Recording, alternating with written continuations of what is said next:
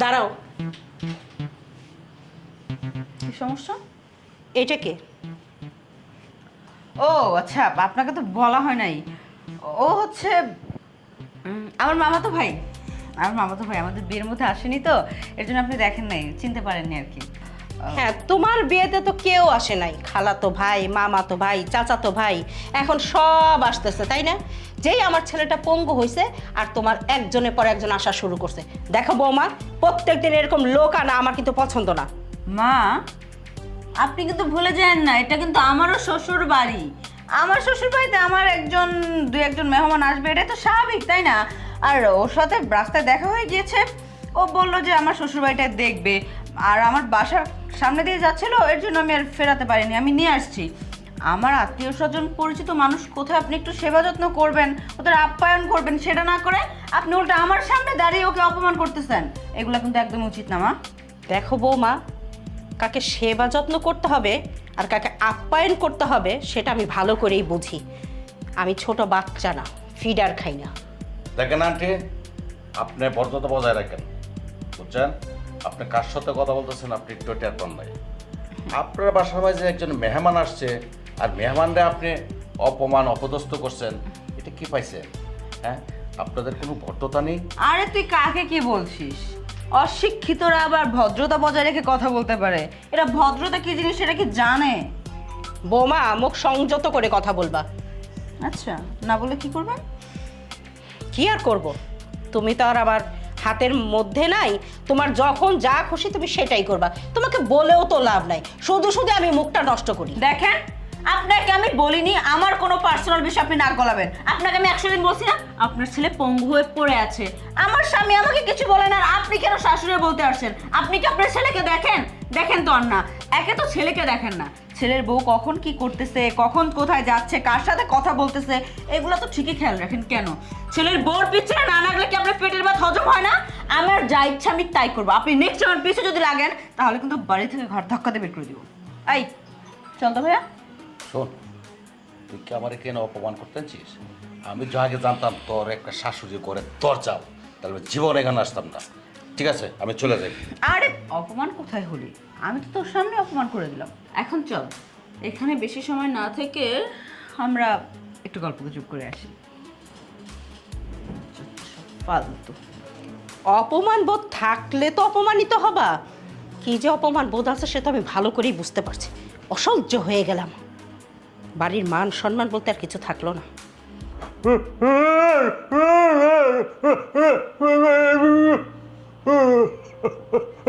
আসো।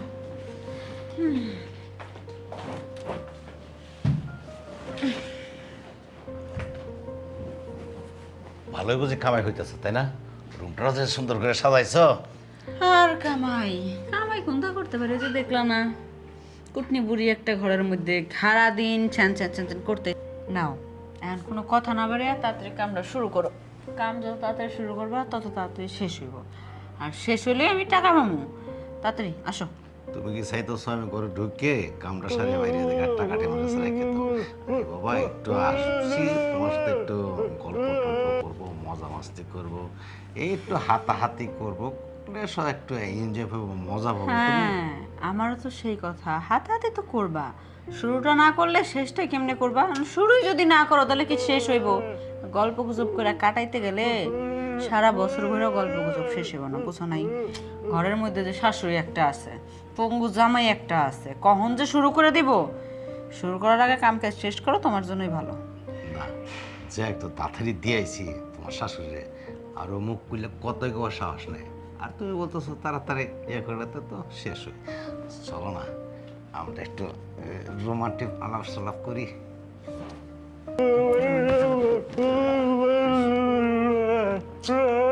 এই রে তামায় তুই আসছে, এটা চিল্লাচিল্লি ভালো লাগে না। যাও, না হলে তোমার এখানে কোনোদিন আসবো না, বুঝছো? এই তো চিল্লাচিল্লি গেলে বে বে বে বে বে, এই কি পাইছে এটা?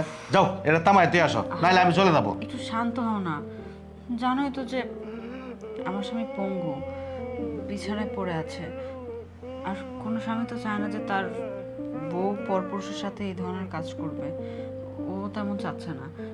অসুস্থ হলেও তো সব কিছু বুঝে, এমন তো না যে অবুঝ, কিছুই বুঝে না। তুমি রাগারাগি করো না, বসো, আমি ওকে শান্ত করে আসতেছি। তাড়াতাড়ি আসবা কিন্তু, আমার কিন্তু আর ভালো লাগতেছে না। ধ্যাৎ, এখানে আসলে সবসময় যাই এই পঙ্গুটা নাকি বুয়াটাতে ব্যবহারিতে ভালো লাগে না, একটু রোমান্টিক সময় কাটাবো এটাও পারি না।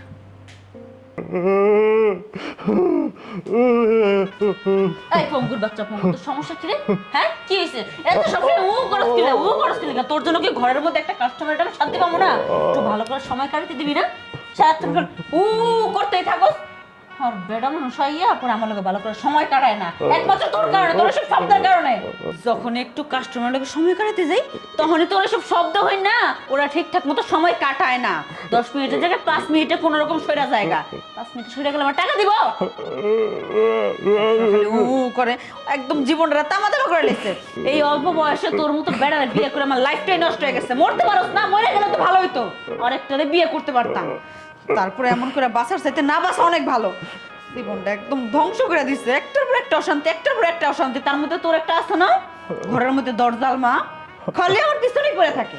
কখন কই যেতেছি, কি করতেছি, কে ঘরে আইতাছে না আইতাছে, কোন কাম করলাম না করলাম, সবকিছুর মধ্যে তার বাম হাতটা ঢুকাইতেই হইব। বুইড়া মানুষ আসলে মাইন্ডসেট না, হাজার লোক শাশুড়ি মা কইয়া ডাকবে।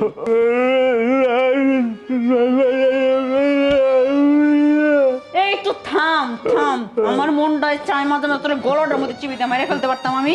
একদম জীবনটা ধ্বংস করে দিওস আমার। খালি এই সারাদিন এরকম প্যা প্যা প্যা করলে কতক্ষণ ভালো লাগে? এই থাম, একটু থাম, একটু থাম। আমার কাস্টমার বয়ে রয়েছে, আর একটা যদি শব্দ করস, তোর এই শব্দর লেগা যদি আমার মাছ পথের থেকে আবার ঘুরে আইতে হয়, তাইলে এবার সত্যি সত্যি তোর গলার মধ্যে চিবিতে মারলাম। একটা সাউন্ড করবি না, কই দিলাম। যত সব পঙ্গুর বাচ্চা।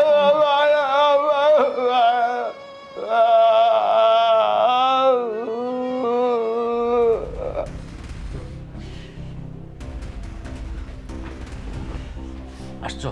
হয়েছে, এখন চুপ হয়ে গেছে, এখন আর কোনো কথা বলবো না। তবু সময় লাগে, আমার একবার অস্থির হয়ে গেছি তো। কাজে আসলে পরে তো এতক্ষণ সহ্য করা যায়? আচ্ছা ঠিক আছে, এখন সহ্য সীমা পার হয়ে গেছে। পুরোটা পাশাও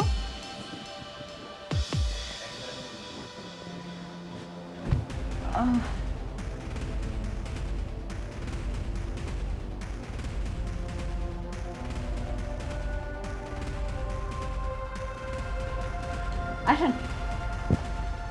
বাহ, আপনার রুমটা তো অনেক সুন্দর। হ্যাঁ, আপনি তো আজকে নতুন, এর জন্য জানেন না। আমি মোটামুটি যাই করি না করি আমার রুমটারে পরিপাটি করে রাখার চেষ্টা করি। আপনার রুম দেখেই মনে হচ্ছে আপনার মনটা খুব সুন্দর। আর মনটা সুন্দর কিনা সেটা জানি না, কিন্তু সকলকে খুশি করার চেষ্টা করি সব সময়। আমার না এখানে আসার ইচ্ছা ছিল না, বাট অভিজ্ঞতার জন্য এসেছি। আচ্ছা ঠিক আছে, তাহলে অভিজ্ঞতা যে কাজটা করলে হবে সেটা শুরু করেন, কারণ বেশি দেরি করলেই ঝামেলা, বেশি দেরি করা যাবে না। আসুন।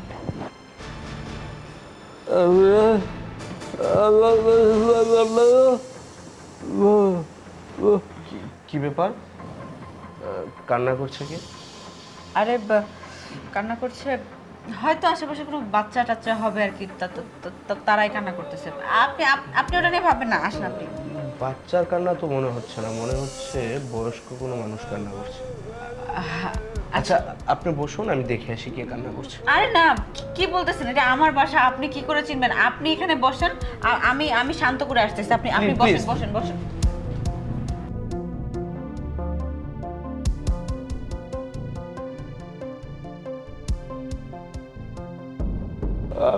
এই, তোর সমস্যাটা কি একটু মানে খুইলা কবি?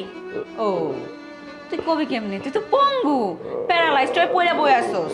তোর তো কর মতো কোনো ভাষা নাই, সারাদিন খালি প্যা প্যা প্যা পু পু করতে পারবি, আর কোনো কাম আছে তোর? একটু আমার শান্তিতে থাকতে দে, একটু শান্তি মতো বাঁচতে দে। এক তো দুনিয়ার অশান্তি, নানান কাজ, নানান সমস্যা, নানান অজুহাত দিয়া দিয়া এক এক সময় বাড়ির মধ্যে এক একটা বেড়া মানুষ নিয়ে আইতে হয়। তাগুলো সময় কাটাইয়া তাকে পকেট থেকে টাকা বাইর করতে হয়। টাকা বাইর না করলে কেমনে খাবি, কেমনে পড়বি? এই যে তোর চিকিৎসা, চিকিৎসা টিয়া কইব মনে বুঝোস একটু? আমি জানি যে কোনো স্বামী চায় না যে তার সামনে তার বউ আরেকটা বেটার সাথে এরকম ঢলাঢলি গলাগলি করুক। কিন্তু আমার তো কিছু করার নাই, আমার করতে হয়। না করলে তো তোমার চিকিৎসা করতে পারবো না, আমি তোমার খাওয়াতে পারবো না।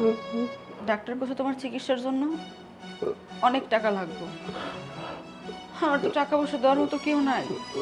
যদি থাকতো তাহলে আমি ঠিকই তোমার একটা না একটা ব্যবস্থা করে ফেলতাম, কিন্তু আমি তো কিছু করতে পারতেছি না। আমার তো দু হাত বাঁধা। তুমি একটু শান্ত হও। সবসময় যদি এরকম চিৎকার চেঁচামেচি করো, ঘরের মধ্যে কোনো বেড়া মানুষ আসে ঠিকঠাক মতো, আমার তো সময় কাটাইবো না। আরো সময় কাটাইতেছে নানান কথাবার্তা কয়, ঠিকঠাক মতো সময়ও কাটায় না। শুধু এরকম চিল্লাচিল্লি করো দেখা।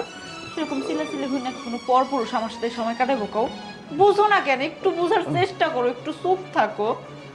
আজকে আমি যা করতে সব তোমার জন্য করতেছি। আমি তো ইচ্ছাকৃত ভাবে এই লাইনে আসি না, এই কাজগুলো তো এমনি এমনি করতেছি না, আমি তোমার জন্য করতেছি যাতে তোমার চিকিৎসা করতে পারি, তুমি খুব তাড়াতাড়ি সুস্থ হয়ে যাও।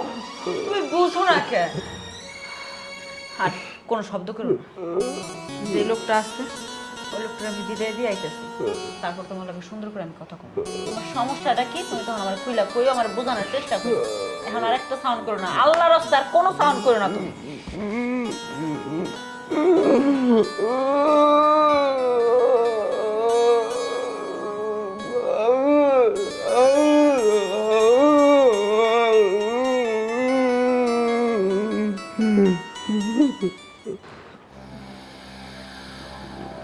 হয়েছে, এখন আর কান্নাকাটি কিছু করবে না, চুপ করে দিয়ে আসছি। আসেন এখন আমরা আমাদের কাজটা শুরু করি। কাজ শুরু করব, অবশ্যই কাজ শুরু করব। দেখেন, আমি আজকে প্রথম দিন এখানে আসলাম অভিজ্ঞতা নেওয়ার জন্য। কি অভিজ্ঞতা নিতে আসলাম আর কি হচ্ছে। আচ্ছা, উনি কান্না করছে কেন? আরে উনি কান্না করতেছে, একটু অসুস্থ তো উনি, আসলে প্যারালাইজড হয়েছে। এটার জন্যই মানে সবসময় ঘরের মধ্যে বসে থাকে একা একা, মাঝে মাঝে এরকম করে। এগুলো একদম মাথায় নেবেন না আপনি, এগুলা অযথাই করে। পুরুষ মানুষ তো বুঝিনি। বুঝতে পারলাম। দেখেন, দিন শেষে কিন্তু আপনিও মানুষ, আমিও মানুষ। আপনি যদি ভেবে থাকেন যে আপনার সাথে যদি আমার টাইম স্পেন্ড না হয় তাহলে আমি আপনাকে আপনার পেমেন্টটা দিব না, এটা আপনার ভুল ধারণা। সময় যেহেতু আপনার কাছ থেকে নিয়েছি, অবশ্যই আপনার সাথে সময় কাটাবো, সেটা ভালো হোক বা খারাপ হোক। কিন্তু আমি আপনাকে রেসপেক্ট করে একটি কথা জিজ্ঞাসা করতে চাই। যদি আপনি আমাকে সত্যি কথাগুলো বলেন, আশা করি আপনার কোনো ক্ষতি হবে না। আমি যদি আপনার উপকার করতে না পারি তাহলে আপনার কোনো ক্ষতিও করব না। জি বলেন না, কি বলবেন? আমি মিথ্যা কথা কেন আপনাকে বলতে যাব? যদি আমার সাধ্যের মধ্যে থাকে অবশ্যই আমি চেষ্টা করবো আপনাকে সত্যটাই বলার। দেখেন, আমি কিন্তু এখানে আপনার ক্লায়েন্ট হয়ে এসেছি। হয়তো বা আমার রাইট নাই আপনাকে এই কথাগুলো জিজ্ঞাসা করার, তবে অ্যাজ এ ম্যান হিসেবে আপনিও মানুষ, আমিও মানুষ। আপনারও মন রয়েছে, আমারও মন রয়েছে, যার কারণে আমি বাধ্য হচ্ছি আপনাকে এই কথাগুলো জিজ্ঞেস করতে। আমি কিন্তু সব কথা শুনেছি। উনি হয়তো বা আপনার স্বামী, কিন্তু আপনি আপনার স্বামীকে রেখে একটি বাসার মধ্যে এক কোণার মধ্যে আপনার স্বামী পড়ে রয়েছে, আর আরেকটা রুমের মধ্যে আপনি অনৈতিক কাজ করছেন। এটার কারণটা কি? আরে না, কি বলতেছেন? আমার তো এখনো মানে প্লিজ আমার সাথে লুকোচুরি করবেন না। আমি চাই আপনি আপনার জীবনের সত্য কাহিনীটা আমাকে বলুন, আমি শুনতে চাই। যেহেতু আমি এখানে অভিজ্ঞতা নেওয়ার জন্য এসেছি, আমার ভালো না হয় খারাপ, একটা অভিজ্ঞতা তো অবশ্যই হবে। প্লিজ কাইন্ডলি আমাকে বলুন। আপনি একবার সত্যিটাই ধারণা করেছেন। আমি মাত্র যার সাথে কথা বলে আসলাম উনি আমার স্বামী। আপনার স্বামী? আচ্ছা, তারপর বলুন। আসলে আমার কপাল খারাপ। আমার যখন বয়স 16 তখন আমার বিয়ে হয়। আমাদের সংসার লাইফ খুব ভালোই চলছিল। আমার স্বামী আমাকে অনেক ভালোবাসতো, সবসময় আমার খোঁজ খবর নিত, আমার কখন কি প্রয়োজন, কখন কি দরকার, আমাকে নিয়ে সবসময় বাইরে ঘুরতে যেত। এক কথা, আমার স্বামী আমার জন্য পাগল ছিল। আমি আমার স্বামীকে অনেক ভালোবাসি, কিন্তু ওই যে কথায় আছে না, বেশি সুখ কপালে জোটে না। আমার দশা সে একটাই হয়েছে, সুখে থাকতে গেলে ভূতে গিলায়। বেশি লোভ করতে গিয়েছিলাম। আমার স্বামী একটা অফিসে জব করত, সেই অফিসের ওর স্যালারি খুব কম ছিল। আমি তখন ওকে বলেছিলাম অন্য একটা অফিসে যেয়ে ভালো একটা জব খুঁজে নিতে, যাতে স্যালারিটা ভালো হয়, আমরা যাতে ভালো থাকতে পারি। বেশি লোভ করতে গিয়ে স্বামীকে অন্য অফিসে পাঠিয়েছিলাম। আল্লাহর কি কাম, সেই অফিসে যখন প্রথম দিন ডিউটি করে আমার স্বামী রোড অ্যাক্সিডেন্ট করে। তারপর থেকে ওর দুটা পা পঙ্গু হয়ে গিয়েছে। ও আর হাঁটতে পারে না, আগের মতো কথা বলতে পারে না, আমাকে নিয়ে ঘুরতে যেতে পারে না, সবসময় ঘরের মধ্যে এক কোণে বসে থাকে। আমার ঘরে আমার শাশুড়িও আছে, কিন্তু আমার শাশুড়ির তার ছেলের প্রতি কোনো মায়া দয়া কাজ করে না। তার ছেলে বাঁচুক বা মরুক তাতে তার কিচ্ছু যায় আসে না। এখন আমার তো স্বামী, আমি তো তাকে ভালোবাসি, আমি তো এখন চাইলেও পারতেছি না তাকে ফেলে অন্য কোথাও চলে যেতে। তাই তার চিকিৎসার জন্য আমি আজকে এই পথে নামছি। আমি এই পথে নেমে ছেলেদের সাথে মেলামেশা করার পরে যে টাকাগুলো পাই সেটা দিয়ে কোনো রকমভাবে স্বামীর চিকিৎসা চালিয়ে যাচ্ছি। যদি উপরওয়ালা মুখ ঘুরিয়ে না যদি আমার স্বামীকে ভালো করে দেয়, শুধু এই আশায়, তা নাহলে আমি কখনোই পথে আসতাম না। আপনি কি অন্য কোথাও কাজ করার চেষ্টা করেছেন? কাজ একটা আর দুইটা না, অনেক অনেক জায়গায় কাজের জন্য আমি চেষ্টা করেছি।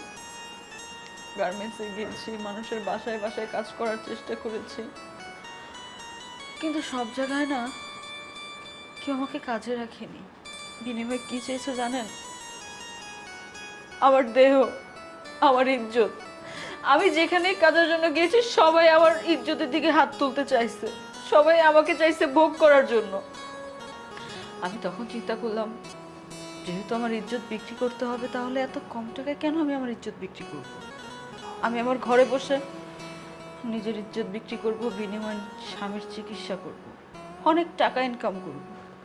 যদি ইজ্জত বিক্রি করতে হয়, ওই ছোট জায়গায় কেন নিজের ইজ্জত বিক্রি করব? নিজের ঘরে বসে বড় জায়গায় ইজ্জত বিক্রি করব, যাতে 2 টাকা বেশি ইনকাম করতে পারি, আমার আমার পঙ্গু স্বামীটার চিকিৎসা করতে পারি। থামেন আপনি। আপনার কথাগুলো শুনে শুধু আপনাকে আমার কাছে অসহায় মনে হচ্ছে না। যেহেতু আমি একটা খারাপ মেয়ের কাছে অভিজ্ঞতা নেওয়ার জন্য এসেছি, ওই উপরওয়ালা আমাকে আপনার কাছে পাঠিয়েছে। আর আজকে আমি কি অভিজ্ঞতা নিলাম জানেন? একজন স্ত্রী তার স্বামীকে কতটা ভালোবাসলে সে এই কাজটা করতে পারে। আপনি কিন্তু চাইলে অন্য একটা জায়গার মধ্যে বিয়ে করে আপনি সুন্দর একটা সংসার করতে পারতেন, কিন্তু আপনার স্বামীকে কে দেখবে, আপনার স্বামী কি করবে সেটা ভেবে আপনি আজকে খারাপ কাজে লিপ্ত হয়েছেন। আমি কথা বাড়াতে চাই না, জ্ঞানের কথা সবাই বলতে পারে, কিন্তু সহযোগিতার হাত সবাই বাড়িয়ে দিতে পারে না। আজকে থেকে আপনার এবং আপনার স্বামীর সম্পূর্ণ দায়িত্ব আমি নিতে চাই, যদি আপনার ইচ্ছা থাকে। কারণ আল্লাহ তাআলা বলেছেন যে তুমি তাকে সহযোগিতা করো, কিন্তু অন্য কেউ যেন তা না জানে। আমি যদি আপনাকে সহযোগিতা করি, আমি চাই না আপনি অন্য কাউকে এটা বলেন। আপনি এই বাসার মধ্যে থাকবেন, 3 বেলা খাবেন, আর আপনার স্বামীকে সেবা যত্ন করবেন। এই টাকা কোথা থেকে আসছে, কে দিচ্ছে, দয়া করে এটা কাউকে প্রকাশ করবেন না। কিন্তু ভাইয়া, এটা কি একদম ঠিক হবে? কেন ঠিক হবে না? আল্লাহ তাআলা কি বলেছেন? যে তুমি তাকে সহযোগিতা করো যে অসহায়, যার কেউ নেই। আপনার তো আছে, তবু আপনি অসহায়। আপনার স্বামী আছে কিন্তু সে পঙ্গু। আমি চাই আপনাকে সহযোগিতা করতে, আর আমি চাই না আপনি এই সহযোগিতার কথা অন্য কাউকে বলুন। আর যদি কোনোদিন বলেন, তাহলে যেন এই সমাজের মানুষ বুঝতে পারে, শিখতে পারে, মানুষ মানুষের জন্য, জীবন জীবনের জন্য। আপনি একদম চিন্তা করবেন না, আমি এই কথা কাউকে বলবো না। কিন্তু আপনি অনেক ভালো মানুষ। আপনার মতো মানুষ যদি প্রতিটা ঘরে ঘরে হয়। দয়া করে আপনার অন্যটা মাথার মধ্যে দিন।